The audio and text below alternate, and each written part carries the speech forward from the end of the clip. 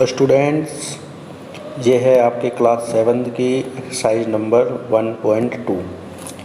तो जैसा कि एक्सरसाइज 1.1 में हमने पढ़ा था ऑपरेशन ऑन इंटीजर्स, और उसके अंदर था एडिशन ऑफ इंटीजर्स, यानी हमने इंटीजर्स को ऐड करना और उसमें कौन कौन सी प्रॉपर्टी हैं वो सब सीखी थी। और आज की जो हमारी क्लास है उसमें जो हम टॉपिक पढ़ेंगे वो है सब्सट्रैक्शन ऑफ इंटीजर्स, और उसमें हम उसकी जो प्रॉपर्टीज़ हैं, जो प्रॉपर्टी हमने एडिशन में पढ़ी थी वही हम सब्सट्रैक्शन में पढ़ेंगे, और देखेंगे कि इसमें कौन कौन सी प्रॉपर्टी सेटिस्फाई होती हैं और कौन कौन सी नहीं होती हैं।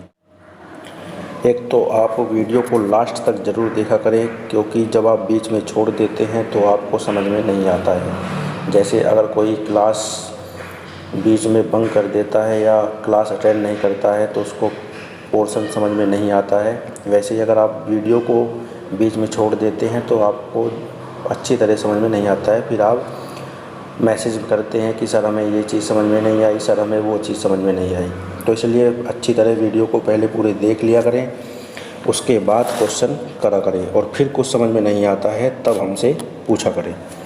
ओके स्टूडेंट, तो चलिए शुरू करते हैं। Properties of subtraction of integers, तो वही प्रॉपर्टी है जो हमारी एडिशन की थी। तो फर्स्ट प्रॉपर्टी क्या है? क्लोजर प्रॉपर्टी, यानी अगर हम दो इंटीजर को सब्सट्रैक्ट करते हैं तो आंसर जो आएगा वो इंटीजर ही आता है। ये होती है हमारी सब्सट्रैक्शन की क्लोजर प्रॉपर्टी। तो देखिए एग्जांपल से हम इसको देखते हैं। जैसे कि हमारे पास दो इंटीजर हैं, दो इंटीजर हम ले लेते हैं 7 और 12। तो हम 7 माइनस 12 करते हैं तो क्या आ जाता है? -5। या फिर हम 12 में से 7 माइनस करें तब भी क्या आ जाता है? 5। तो ये भी इंटीजर है और ये भी इंटीजर। तो आप कोई भी इंटीजर ले लीजिए दो, और इसको अगर हम माइनस करते हैं तो हमारा आंसर जो आएगा वो एक इंटीजर होगा। ये होती है closure property under subtraction of integers. Okay students, तो अब चलते हैं नेक्स्ट प्रॉपर्टी, कम्यूटेटिव प्रॉपर्टी। तो कम्यूटेटिव प्रॉपर्टी भी वही है कि अगर हम दो इंटीजर को सब्सट्रैक्ट करते हैं और उनका जो ऑर्डर है उसे सब्सट्रैक्ट करते हैं, उनका आंसर सेम अगर आ जाता है तो प्रॉपर्टी सेटिस्फाई होती है, वरना नहीं होती है। तो देखते हैं पढ़ के कि क्या लिखा है इसमें। तो commutative property does not hold for subtraction, यानी सब्सट्रैक्शन के लिए कम्यूटेटिव प्रॉपर्टी सेटिस्फाई नहीं होती है। तो इसमें दिया गया है कि a, अगर दो इंटीजर हैं हमारे a और b, तो a minus b is not equal to b minus a। तो चलिए इसको भी समझते हैं एग्जाम्पल के थ्रू। तो जैसे हम ले लेते हैं इसमें a की वैल्यू को हम ले लेते हैं 7 और b की वैल्यू को हम ले लेते हैं 9 ले लेते हैं। चलिए, तो इसके बाद फाइंड करते हैं a माइनस बी। तो a माइनस बी यानी 7 माइनस 9, तो क्या आ जाता है? -2। अब दूसरा रिवर्स यानी ऑर्डर चेंज, तो पहले b आ जाएगा और फिर a आ जाएगा। तो यहाँ पे आ गया 9 माइनस 7 और ये आ गया 2। तो क्या आपको ये दोनों सेम दिख रहे हैं? नहीं, ये दोनों सेम नहीं है। तो इसलिए हमारी जो कम्यूटेटिव प्रॉपर्टी होती है under subtraction is not satisfy, क्या होती है? नॉट इज इक्वल टू होती है। क्या होती है? Not is equal to. Addition में तो होती है सेटिस्फाई, लेकिन सब्सट्रैक्शन में नहीं होती है। ओके स्टूडेंट, तो ये थी हमारी कम्यूटेटिव प्रॉपर्टी। अब आगे चलते हैं एसोसिएटिव प्रॉपर्टी। सेम एज जैसे हमने एडिशन में किया था, एसोसिएटिव प्रॉपर्टी उसमें तो सेटिस्फाई थी लेकिन इसमें नहीं है। चलिए पढ़ते हैं इसको। Associative property does not hold for subtraction if a, b and c are any 3 integers, यानी जैसे हमने कम्यूटेटिव प्रॉपर्टी को देखा वो सेटिस्फाई नहीं थी, ऐसे ही एसोसिएटिव प्रॉपर्टी भी सेटिस्फाई नहीं होती है। तो अगर इसको भी एग्जांपल के थ्रू मैं आपको दिखा देता हूँ करके कि कैसे सेटिस्फाई नहीं है। तो इसमें भी हम ले लेते हैं 3 वैल्यू।